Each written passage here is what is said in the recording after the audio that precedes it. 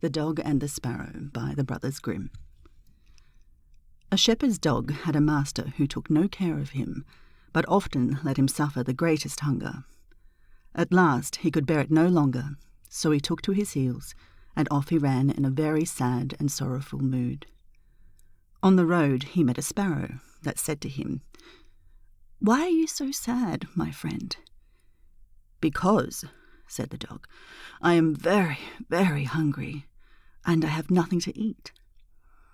"If that be all," answered the sparrow, "come with me into the next town, and I will soon find you plenty of food." So on they went together into the town, and as they passed by a butcher's shop, the sparrow said to the dog, "Stand there a little while, and I'll peck you down a piece of meat."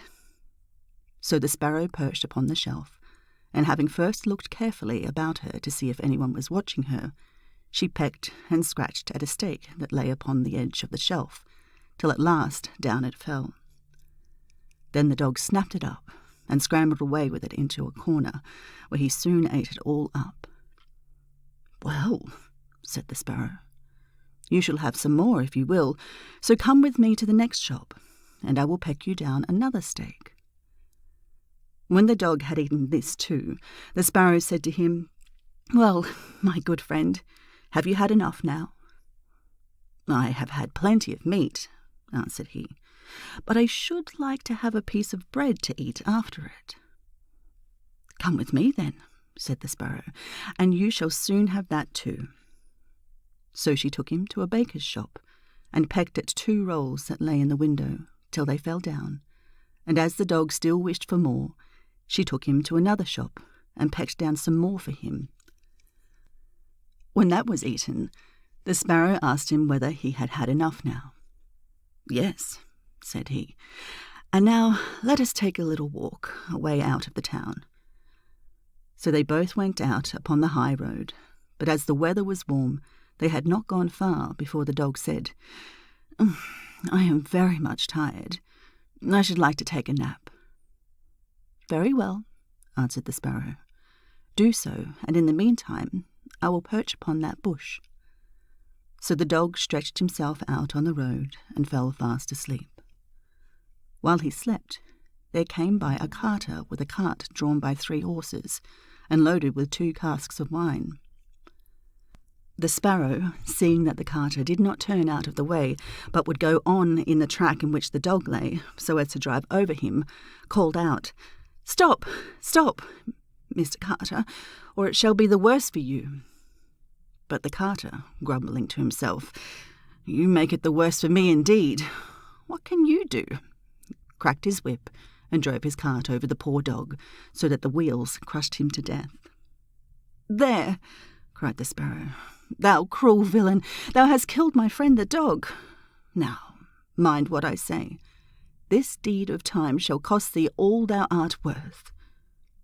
"Do your worst, and welcome," said the brute. "What harm can you do me?" and passed on. But the sparrow crept under the tilt of the cart, and pecked at the bung of one of the casks till it was loosened, and then all the wine ran out, without the carter seeing it. At last he looked around, and saw that the cart was dripping, and the cask quite empty. "Oh, what an unlucky wretch I am!" cried he. "Not wretch enough yet," said the sparrow, as she alighted upon the head of one of the horses, and pecked at him till he reared up and kicked.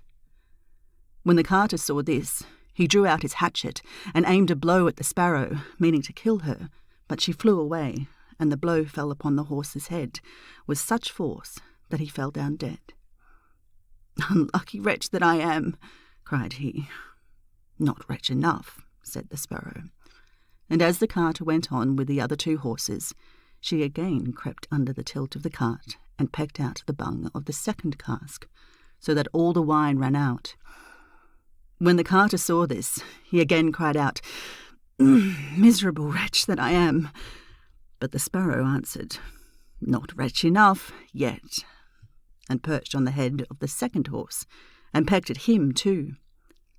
The carter ran up and struck at her again with his hatchet, but away she flew, and the blow fell upon the 2nd horse and killed him on the spot.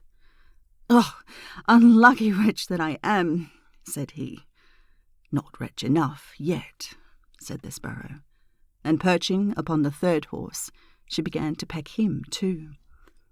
The carter was mad with fury, and without looking about him, or caring what he was about, struck again at the Sparrow, but killed his third horse, as he has done the other two. "Alas, I am a miserable wretch," cried he. "Not wretch enough yet," answered the Sparrow as she flew away. "Now will I plague and punish thee at thy own house." The carter was forced at last to leave his cart behind him, and to go home overflowing with rage and vexation. "Alas," said he to his wife, "what ill luck has befallen me! My wine is all spilt, and my horses all three dead." "Alas, husband," replied she, "and a wicked bird has come into the house, and has brought with her all the birds in the world, I am sure, and they have fallen upon our corn in the loft, and are eating it up at such a rate." Away ran the husband upstairs, and saw thousands of birds sitting upon the floor eating up on his corn, with the Sparrow in the midst of them. "Oh, unlucky wretch that I am," cried the carter, for he saw that the corn was almost gone. "Not wretch enough yet," said the Sparrow. "Thy cruelty shall cost thee thy life yet." And away she flew. The carter, seeing that he had thus lost all that he had, went down into his kitchen, and was still not sorry for what he had done, but sat himself angrily and sulkily in the chimney corner. But the Sparrow sat on the outside of the window and cried, "Carter, thy cruelty shall cost thee thy life." With that he jumped up in a rage, seized his hatchet, and threw it at the Sparrow, but it missed her and only broke the window.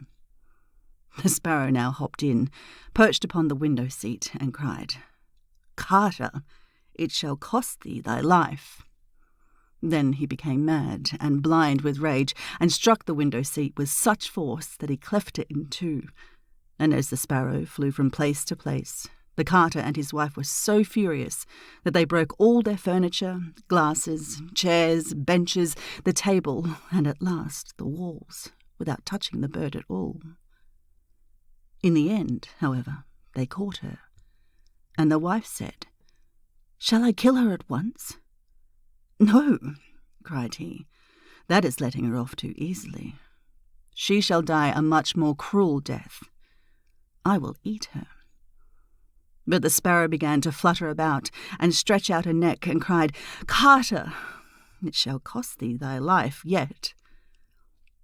With that he could wait no longer, so he gave his wife the hatchet and cried, "Wife, strike at the bird and kill her in my hand." And the wife struck.